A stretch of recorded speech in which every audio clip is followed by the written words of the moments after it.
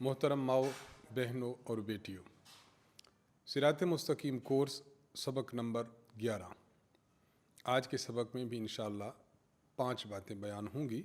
Number 1 Quran मजीद की आयत, number 2 हदीस मुबारक, नंबर 3 अक़ीदा, नंबर 4 मसला, नंबर 5 दुआ। आइए शुरू करते हैं कुरान मजीद की आयत से। अल्लाह तबारक व तआला सूरत निसा आयत नंबर 163 और 164 में इरशाद फरमाते हैं, अऊज़ु बिल्लाहि मिनश शैतानिर रजीम, बिस्मिल्लाहिर रहमानिर रहीम, इन्ना औहैना इलैका कमा औहैना इला नूहिन वन नबिय्यीन मिन बादी। ए नबी, हमने आपके पास वही भेजी है जैसे नूह और उनके बाद दीगर अम्बिया के पास भेजी थी। व औहैना इला इब्राहीम व इस्माईल व इसहाक व याक़ूब वल अस्बात व ईसा व अय्यूब व यूनुस व हारून व सुलैमान व आतैना दाऊद ज़बूरा। और हमने इब्राहीम, इस्माईल, इसहाक, याक़ूब, औलाद याक़ूब, ईसा, अय्यूब, यूनुस, हारून और सुलैमान के पास वही भेजी थी, और हमने दाऊद को ज़बूर दी थी। वरुसुलन क़द क़ससनाहुम अलैका मिन क़ब्ल, बहुत से रसूल ऐसे हैं जिनके हालात हमने आपसे बयान नहीं किए। वरुसुलन लम नक़सुसहुम अलैक, और बहुत से रसूल ऐसे हैं जिनके हालात हमने आपसे बयान किए हैं। वरुसुलन, और बहुत से रसूल ऐसे हैं लम नक़सुसहुम अलैक, कि जिनके हालात हमने आपसे बयान नहीं किए। व कल्लमल्लाहु मूसा तकलीमा, और मूसा से तो अल्लाह ताला ने बराह रास्त कलाम किया है। इस मज़मून में और इन आयात में अल्लाह तबारक व ताला ने पिछले अम्बिया अलैहिमुस्सलाम और उनकी ऊपर उतरने वाली कुतुब का तज़किरा फ़रमाया है। यानी नबी अलैहिस्सलातु वस्सलाम पर जिस तरह अल्लाह ताला वही भेज रहे हैं, इस तरह की वही अल्लाह ताला ने पिछले अम्बिया अलैहिमुस्सलाम के पास भी भेजी थी। जिस तरह हुज़ूर अलैहिस्सलातु वस्सलाम को नबी बनाया, तो पहले अम्बिया अलैहिमुस्सलाम को भी नबी बनाया। तो जब हुज़ूर अलैहिस्सलातु वस्सलाम अपनी दावत पेश फरमा रहे हैं, तो ये दावत अनहोनी और कोई नई नहीं, बल्कि अम्बिया अलैहिमुस्सलाम का जो तसलसल चला आ रहा है, ये उसी की आखिरी कड़ी है। इसलिए जिस तरह ईमान के लिए ज़रूरी था कि अम्बिया जो साबिक़ा हैं उन पर और उन पर नाजिल होने वाली किताब पर ईमान लाया जाए, इसी तरह जनाब रसूलुल्लाह सल्लल्लाहु अलैहि वसल्लम पर भी ईमान लाया जाए और आप पर नाजिल होने वाली किताब को भी माना जाए। तो इन आयात में अम्बिया साबिक़ीन और उनकी कुतुब का ज़िक्र है। यहाँ 2-3 बातों का समझना बहुत ज़रूरी है। पहली बात ये, नबी किसे कहते हैं? उस्ताज़ मोहतरम हज़रत मुतकल्लिम इस्लाम मौलाना मोहम्मद इलियास घुम्मन साहब दामत बरकातुहुम इरशाद फरमाते हैं कि नबी उस इंसान को कहते हैं कि जो अल्लाह ताला की तरफ से भेजे गए हों, जो ख़ता से मासूम हों और जिनकी इत्तिबा करना और पैरवी करना फ़र्ज़ हो, इस ज़ात का नाम रसूल और नबी है।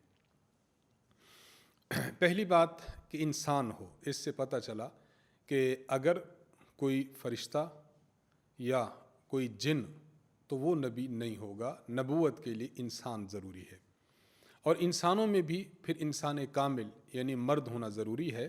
ख़ातून औरत ये नबी नहीं बन सकती। नंबर 2 कि वो अल्लाह ताला की तरफ से भेजे गए हों। अगर कोई शख्स ख़ुद ही दावा करता है कि मैं नबी हूँ, तो अपना दावा या कोई किसी के बारे में कह दे कि चलो ये तुम्हारा नबी है, तो इस तरह किसी के कह देने से नबूवत नहीं मिलती, बल्कि नबूवत खालिस अल्लाह ताला की अता से मिलती है। नंबर 3, नबी उसे कहेंगे जो मासूम अनिल ख़ता हो, यानी उससे बड़ा गुनाह या छोटा गुनाह, गुनाह सगीरा या गुनाह कबीरा ना होता हो। तो नबी गुनाहों से मासूम होते हैं। और नंबर 4 मफरूज़ुल इत्तिबा, नबी उसको कहेंगे कि जिसकी इत्तिबा करना फ़र्ज़ हो। एक आम आदमी है, आपको कोई काम कहता है तो ज़रूरी नहीं कि आप उसका काम मानें, گھر کی بڑی خاتون آپ کو کچھ کہتی ہے، اطاعت شعاری الگ چیز ہے، لیکن ایسا ہو کہ اس کا حکم فرض ہو اور نہ ماننے پر انسان کو اللہ تعالیٰ کی طرف سے پھٹکار ہو، تو ایسا نہیں ہے۔ نبوت ہی ایسی ذات ہے کہ جس کی اتباع کرنا یہ امتی پر فرض ہوتا ہے۔ تو یہ نبی کی تعریف ہے، اس کو اچھی طرح سمجھنا ضروری ہے۔ نمبر 2، انبیاء علیہ السلام پر مختلف کتب اور صحائف نازل ہوئے ہیں۔ کتب اور صحیفہ میں فرق یہ ہے کہ اگر بڑی کتاب ہے تو اسے الکتاب کہہ دیتے ہیں کہ یہ کتاب نازل ہوئی، اور اگر کوئی چھوٹی کتاب ہے تو اسے صحیفہ کہا جاتا ہے۔ حضرت ابو ذر غفاری رضی اللہ تعالی عنہ کی روایت ہے کہ انہوں نے رسول اللہ صلی اللہ علیہ وسلم سے عرض کیا، یا رسول اللہ تبارک و تعالیٰ نے کتنی کتب اور صحائف نازل فرمائے ہیں؟ تو رسول اللہ صلی اللہ علیہ وسلم نے فرمایا 104۔ 4 ان میں سے کتب ہیں اور 100 ان میں سے صحائف ہیں۔ وہ کون سے صحیفے ہیں؟ حضرت شیس علیہ السلام پر 50 صحیفے، حضرت ادریس علیہ السلام پر 30 صحیفے، حضرت ابراہیم علیہ السلام پر 10 صحیفے، اور حضرت موسیٰ علیہ السلام پر تورات کے نازل ہونے سے پہلے 10 صحیفے نازل ہوئے۔ یہ گویا کہ 100 یہ بن جاتے ہیں، اور 4 کتب تھیں، تورات، زبور، انجیل اور قرآن۔ تو یہ اس روایت کے مطابق معروف جو ہیں وہ 104 بیان ہوئے ہیں۔ یہاں ایک بات یہ بھی سمجھ لینا ضروری ہے کہ قرآن کریم میں بھی صحف کا تذکرہ موجود ہے۔ آخری پارہ میں ہے صحف ابراہیم و موسیٰ، کہ یہ جو باتیں ہیں ابراہیم کے صحیفوں میں بھی ملتی ہیں اور موسیٰ علیہ السلام کے صحیفوں میں بھی ملتی ہیں۔ تو اللہ تبارک و تعالیٰ نے امتوں کی رہنمائی کے لیے جہاں انبیاء علیہم السلام کا سلسلہ بھیجا ہے، وہاں اللہ تعالیٰ نے کتاب یا اللہ تعالیٰ نے کوئی صحیفہ بھیجا ہے تاکہ امت اس پر عمل کرتی رہے۔ نمبر 2، حدیث مبارک۔ مشکات شریف میں حدیث موجود ہے۔ حضرت ابو امامہ رضی اللہ عنہ فرماتے ہیں کہ حضرت ابو ذر غفاری رضی اللہ عنہ نے رسول اللہ صلی اللہ علیہ وسلم سے عرض کیا، کم وفاء عدت الانبیاء، یا رسول اللہ آپ فرمائیں کہ انبیاء علیہ السلام کی ایگزیکٹ تعداد کتنی ہے، پوری تعداد؟ قال 124 الفا، رسول اللہ صلی اللہ علیہ وسلم نے فرمایا انبیاء علیہ السلام کی تعداد 1,24,000 ہے۔ الرسل من ذالک 315 جما غفیرا، اور اس تعداد میں جو رسولوں کی تعداد ہے وہ 315 ہے، جو بہت بڑی تعداد ہے۔ تو اس حدیث مبارک سے ہمیں یہ بات معلوم ہوئی کہ کل انبیاء علیہ السلام کی تعداد 1,24,000، اور ان میں سے جو رسول ہیں ان کی تعداد 315 ہے۔ علماء امت فرماتے ہیں کہ اگر کسی نبی پر اللہ تعالیٰ نئی شریعت دے دے تو اس کو رسول کہا جاتا ہے۔ گویا شریعت پر تو سب عمل پیرا ہوتے ہیں، لیکن ایسا نبی جو نئی شریعت لے کر آتا ہے اسے رسول کہا جاتا ہے۔ نمبر 3، آج کا عقیدہ۔ آج نبوت کے متعلق چند عقائد بیان ہو رہے ہیں۔ نمبر 1، حقیقت نبوت۔ نبی ایسے انسان کو کہتے ہیں جو اللہ تعالیٰ کی طرف سے بھیجے گئے ہوں، جو خطا سے معصوم ہوں، اور جن کی اتباع کرنا فرض ہو۔ اس ذات اور اس شخصیت کا نام نبی اور رسول ہے۔ ان میں جو پہلی بات ہم نے عرض کی ہے کہ نبی ایسے انسان کو کہتے ہیں، گویا یہ جو 4 صفات جس شخصیت میں ہے اس کا نام نبی ہے۔ اگر آج کے دن کوئی شخص ان صفات کو پیغمبروں کے علاوہ کسی اور شخص کے لیے مانتا ہے، اگرچہ لفظ نبی نہیں بولتا لیکن مانتا ہے کہ وہ اللہ کی طرف سے بھیجے گئے ہیں، کہ وہ معصوم عن الخطا ہیں، کہ وہ ایسے ہیں کہ ان کی اتباع کرنا اور اطاعت کرنا فرض ہے، اگر کسی اور انسان کو کوئی شخص نبوت والے صفات دے دیتا ہے، اگرچہ لفظ نبی استعمال نہ بھی کرے، تب بھی یہ کفر ہے اور ایسا کام کرنے والا شخص کافر ہے۔ اس لیے اصل جو درجہ نبوت کا ہے وہ نبوت کے ساتھ خاص ہے، کسی اور کو نبی کہنا یا کسی اور کے بارے میں نبوت کی صفات ثابت کرنا یہ بالکل جائز نہیں ہے۔ نمبر 2، نبی ہمیشہ مرد ہی ہوگا، عورت کبھی نبی نہیں بن سکتی۔ نمبر 3، نبوت یہ اللہ تبارک و تعالیٰ کی طرف سے چناؤ ہے، خدا تعالیٰ کا ایک انعام ہے، اللہ تعالیٰ کی ایک رحمت ہے۔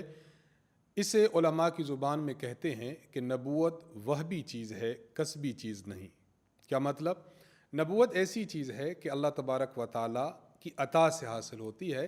ایسا نہیں ہے کہ کوئی بندہ عبادت کرے، ریاضت کرے، نیک کام کرتا رہے تو نبوت کے درجے کو پہنچ جائے، ایسا نہیں ہو سکتا۔ تو نبوت خدا کا عطیہ اور انعام اور چناؤ ہے۔ یہ نبوت انسان کی عبادت سے، ریاضت سے اور نیک اعمال کرنے سے حاصل ہو، ایسا نہیں ہے، بلکہ یہ عطیہ خداوندی ہے۔ نمبر 3، حضرت آدم علیہ السلام سے لے کر آخری پیغمبر جناب رسول اللہ صلی اللہ علیہ وسلم تک یہ جتنے انبیاء علیہ السلام کا سلسلہ ہے، یہ سارے سچے اور برحق نبی تھے۔ ان کو سچا ماننا یہ ہمارے ایمان کا حصہ ہے۔ نمبر 5، دوام نبوت۔ انبیاء علیہ السلام کو جب نبوت ملتی ہے تو نبوت ان کی ذات کے ساتھ جزء لازم ہے۔ کیا مطلب؟ کہ جب سے نبی بنائے گئے تو وہ اینڈ تک نبی ہوتے ہیں۔ جناب رسول اللہ صلی اللہ علیہ وسلم کو جب نبوت ملی ہے تو نبوت آپ کا جزء لازم ہے۔ اگر حضور علیہ السلام اس دنیا سے پردہ فرما کر قبر مبارک کے آغوش میں چلے گئے تو قبر میں بھی حضور علیہ السلام کے ساتھ یہ صفت ہے کہ آپ وہاں پر بھی نبی ہیں۔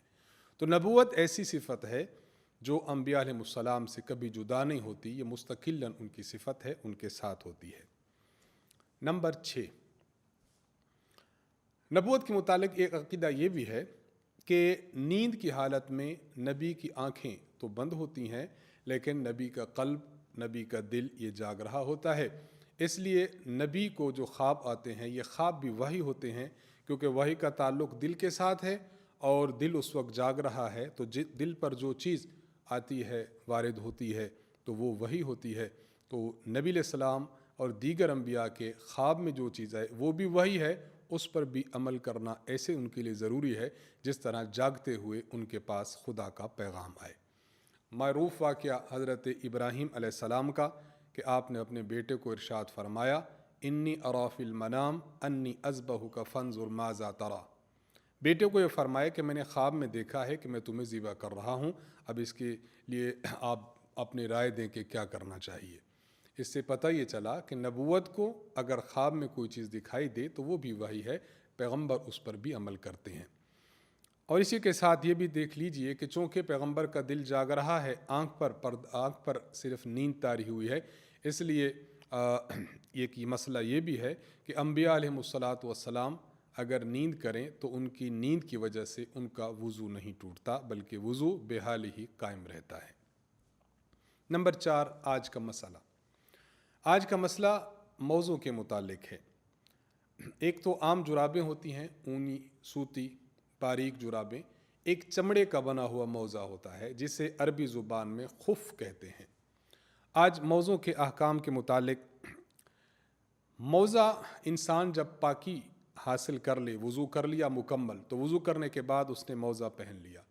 اب اگر اس کا وضو ٹوٹ جائے تو باقی اعضاء تو دھو لے، چہرہ بھی دھو لے، اپنے ہاتھوں کو بھی دھو لے، بازوں سمیت سر کا مسح بھی کر لے۔ اب جب موزہ پاکی پر پہنا ہوا ہو تو موزے کو اتار کر پاؤں دھونے کی ضرورت نہیں، بلکہ اگر کوئی شخص اسی موزے پر مسح کر لیتا ہے تو اس کا وضو کامل شمار ہوگا کہ اس کا وضو ٹھیک ہو گیا، اس کے ساتھ نماز پڑھ سکتا ہے، قرآن مجید کو چھو سکتا ہے، مسجد کے اندر داخل ہو سکتا ہے۔ ایک شخص ایسا ہے کہ جس نے موزے پہنے ہیں، اب موزوں پر مسح کرنا چاہتا ہے، تو مسح کی 3 شرائط ہیں، اس کو ذہن میں رکھنا چاہیے۔ نمبر 1 یہ کہ موزہ طہارت کی حالت میں پہنا ہو۔ اگر ایک بندہ پاک نہیں تھا، یعنی اس کا وضو نہیں ہے، اس نے موزہ پہن لیا، اب اس نے وضو کیا، چہرہ دھویا، بازو دھوئے، سر کا مسح کیا اور اپنے موزے پر اس نے مسح کر لیا، تو یہ مسح کرنا یہ شمار نہیں ہوگا، اس کا وضو نہیں ہوگا، کیونکہ اس نے پہلے وضو نہیں کیا ہوا۔ نمبر 2، موزہ جو آپ پہنیں گے، آپ اتنا اونچا موزہ پہنیں کہ آپ کے جو پاؤں کے ٹخنے ہیں وہ اس موزے کے اندر ڈھک جائیں۔ اگر پاؤں کے ٹخنے سے نیچے ہے موزہ تو پھر ایسے موزے پر مسح کرنا جائز نہیں ہے۔ نمبر 3، موزہ بالکل بند ہو، اگر پاؤں کی چھوٹی 3 انگلیوں کی مقدار یا اس سے زائد موزہ پھٹا ہوا تھا تو ایسے موزے پر بھی مسح کرنا جائز نہیں ہے۔ مسح کے لیے 3 شرائط ہیں۔ بطور فائدہ کی ایک اہم بات سمجھ لی جائے، اگر کسی شخص نے ایسی جرابیں پہنی ہیں کہ جو جرابیں دیکھنے میں بظاہر جراب ہیں لیکن اپنی صفات میں، اپنی خصلت اور صفت میں ایسی ہیں کہ جس طرح موزہ ہوا کرتا ہے، تو ان جرابوں کا حکم اب موزے کی طرح ہوگا۔ اس کے لیے وہ کون سی شرائط ہیں کہ جس سے پتہ چلے گا کہ یہ جراب موزے کی طرح ہیں، وہ میں آپ کے سامنے پیش کر دیتا ہوں کہ اگر ایسی جراب کسی نے پہنی ہوئی ہے جس میں یہ صفات ہیں تو یہ ایسے ہی ہے جس طرح اس نے موزہ پہنا ہوا ہے۔ نمبر 1، پنڈلی پر بغیر باندھے ہوئے، ربڑ وغیرہ لگائے بغیر وہ ویسے ہی اپنے موٹے پن کی وجہ سے پنڈلی پر قائم رہ سکیں، تو ایک شرط تو یہ ہے۔ ایک بندے نے جراب پہنی ہوئی ہے، جراب اونچی کی، تھوڑی دیر بعد جراب نیچے آ گئی، یعنی اتنی پتلی تھی، موٹی اتنی نہ تھی، یا اس نے ربڑ وغیرہ سے باندھا ہوا تھا، تو ایسی جراب پر مسح کرنا جائز نہیں۔ نمبر 2، اس جراب پر اگر آپ پانی ڈالتے ہیں تو پانی اتر کر پاؤں پر نہ لگے، یعنی اتنی ضخیم اور موٹی ہو کہ اس میں پانی جذب نہ ہو جائے۔ نمبر 3، ایسی جراب ہو کہ اس کو آپ پہن کر اگر ننگے یعنی جوتے کے بغیر اگر آپ چلیں تو 3 میل کی مقدار، جو ہمارے کلومیٹر کے اعتبار سے 4.8 کلومیٹر ہے، اگر اتنی مقدار انسان اس جراب کو پہن کر پیدل چلتا ہو تو وہ جراب پھٹے نہ۔ تو اگر یہ 3 شرطیں کسی جراب میں پائی جاتی ہیں تو وہ دیکھنے میں تو جراب ہے، حقیقت میں وہ موزہ ہے، اب ایسی جراب پر مسح کرنا جائز ہے۔ اور یہ بات میں ایک اور وضاحت کے ساتھ عرض کرنا چاہوں گا کہ آج کل بعض لوگ عام اونی، سوتی اور باریک جرابوں پر مسح کرنے کی بات کرتے ہیں، تو ان کا یہ موقف درست نہیں ہے۔ اگر ایسی جراب ہے جو موزے کی طرح ہے، جس میں یہ 3 صفات ہیں، تب تو اس پر مسح جائز ہے، وگرنہ جائز نہیں ہے۔ اس پر اگر مفصل کس نے گفتگو سننی ہو تو استاذ محترم حضرت متکلم اسلام مولانا محمد الیاس گھمن صاحب دامت برکاتہم، آپ کا یوٹیوب پر اور ہمارے اس پر فیس بک کے پیج پر ایک بیان بھی موجود ہے جس کا نام ہے موزوں پر مسح کرنا، آپ اس کو سماعت فرمائیں تو دلائل کے ساتھ اس مسئلے کو کھولا گیا ہے کہ اونی اور سوتی جرابوں پر مسح کرنا جائز نہیں ہے۔ ایک بات مسح کے ضمن میں یہ بھی سمجھ لیجئے کہ انسان جب اپنے موزے پر مسح کرے گا تو مسح کیسے کرے۔ آپ نے ہاتھوں کو بھگو لینا ہے، بھگونے کے بعد دایاں ہاتھ دائیں موزے پر اور بایاں ہاتھ بائیں موزے پر رکھیں۔ اپنے پاؤں کا جو سامنے والا فرنٹ حصہ ہے، آپ اس پر اپنا ہاتھ رکھے، اوپر کی جانب پنڈلی کی جانب اپنے ہاتھ کو کھینچتے آئیں، یوں کر کے دونوں ہاتھوں کو دونوں پاؤں پر رکھا جائے اور اوپر پنڈلی کی جانب کھینچ لیا جائے، تو یہ نشان جو لگ جائے گا تر ہاتھ والا، بس یہ آپ کے موزے کا مسح ہے۔ اس طرح آپ کا وضو کمپلیٹ ہو جائے گا۔ ایک بات یہ بھی سمجھ لی جائے کہ اپنے ہاتھ کا کتنا حصہ لگانا اپنے موزے پر ضروری ہے۔ ہمارے ہاتھ کی 5 انگلیاں ہیں، کم از کم 3 انگلیاں پانی میں بھگو کر اگر ہم اپنے موزے کے اوپر سے پھیر لیں گے تب مسح ہوگا، اگر اس سے کم ہو تو پھر مسح نہیں ہوتا۔ آخر میں ایک بات یہاں پر یہ سمجھ لی جائے کہ انسان نے وضو کیا ہوا ہے، وضو کر کے اس نے موزہ پہن لیا، بعد میں اس کا وضو ٹوٹ گیا، اب اس موزے پر وضو کے دوران صرف مسح کرنا کب شمار ہوگا؟ یعنی اس کا مطلب یہ ہے کہ آپ کا جو مسح ہے یہ باطل کب ہوگا؟ اس کے لیے 2 باتیں سمجھ لینی چاہیے۔ نمبر 1، اگر کسی نے اپنا موزہ اتار دیا، پورا موزہ اتار دیا، یا اپنی جو ایڑی ہے وہاں تک موزہ اتار دیا، تو اب اس کا مسح باطل ہو گیا۔ اب یہ اپنے دونوں موزے اتارے، پاؤں دوبارہ دھوئے اور پھر موزے پہن لے۔ یعنی موزوں پر جو مسح ہے اس کے باطل ہونا نمبر 1 یا تو ہوگا کہ موزہ اتار لیا جائے۔ نمبر 2، موزے پر مسح کا جو وقت ہے اس کی لمٹ پوری ہو جائے، تب بھی موضع پر مسا باطل ہو جاتا ہے۔ اگر ایک بندہ ہے جو مقیم ہے تو اس کے لیے جو ٹائم لیمٹ ہے جس میں اس نے موضع پر مسا کرتے رہنا ہے وہ 24 آورز ہے، ایک دن کامل۔ اور اگر کوئی مسافر شخص ہے تو اس کے لیے پھر 3 دن ہے، یعنی 72 آورز، 72 گھنٹے وہ ان پر مسا کر سکتا ہے۔ مثلا میں اس کی مثال دوں گا تاکہ ہماری بہنوں کی سمجھ میں یہ بات آ جائے۔ مثال کے طور پر ہم دیکھتے ہیں ایک خاتون نے صبح اٹھی ہیں، وضو کیا، وضو کرنے کے بعد موزہ پہنا، 8-9 بجے ان کا وضو ٹوٹا۔ اب یہ جو 9 بجے وضو ٹوٹا ہے، 9 بجے سے لے کر اگلے دن 9 بجے تک یہ اس پر مسا کر سکتی ہیں۔ اگلے دن ایگزیکٹ جب 9 بجیں گے تو اگر انہوں نے وضو کیا ہوا ہوگا تو پھر ان کے موزے کا جو مسا ہے وہ باطل ہو جائے گا۔ اب یہ 9 بجے اپنے موزے کو اتار لیں، صرف پاؤں دھو لیں، چونکہ باقی انہوں نے وضو کیا ہوا ہو، صرف پاؤں دھو لیں اور اس کے بعد موزے دوبارہ پہن لیں، تو پھر اب جب وضو ٹوٹے گا تو اس سے لے کر پھر آئندہ ایک دن کامل ان کے موزے پر مسا کرنے کا وقت شمار ہوگا۔ اور اسی ترتیب سے اگر کوئی شخص مسافر ہے تو اسے 72 گھنٹے اجازت ہوگی کہ اپنے موزے پر مسا کر لے۔ نمبر 5، آج کی دعا۔ اگر کسی شخص کو نقصان پہنچتا ہے، مصیبت آتی ہے، کوئی پریشان حالی لاحق ہوتی ہے تو انہیں چاہیے کہ وہ یہ دعا پڑھیں۔ دعا یہ ہے، انا للہ و انا الیہ راجعون، کہ ہم اللہ تعالیٰ کے ہیں اور ہمیں اللہ تعالیٰ ہی کی طرف لوٹ کر جانا ہے۔ مصیبت ہو، ناگہانی کیفیت ہو، پریشان حالی ہو، انسان اس دعا کو پڑھے، اللہ تعالیٰ اس پریشان حالی کو اپنے فضل و کرم سے دور فرما دیں گے۔ آج کی اس دعا پر ہمارے صراط مستقیم کورس کا سبق نمبر 11 ختم ہوتا ہے۔ وآخر دعوانا ان الحمد للہ رب العالمین۔